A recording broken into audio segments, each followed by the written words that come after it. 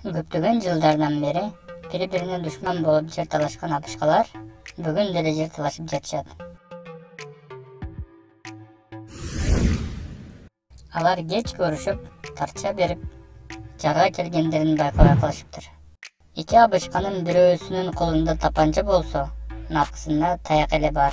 Бирок таягы бар абышка тапанчасы бар абышканын бутунун астындагы такта менен жарка кулабасынан сактап турат. Оюңузча, бул абышкалардан кайсынысы биринчи өлөт? Ойлонуу үчүн 10 секунд башталды.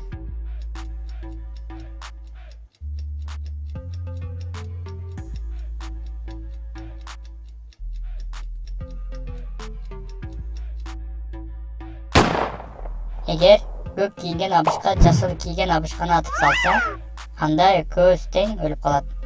Эгер жашыл кийимчен абышка тактаны баспай аркага качса, анда көк кийимчен абышка өзү эле өлүп калат. Сизде дагы кандай варианттар болду? Варианттарыңызды комментарийге жазып калтырыңыз.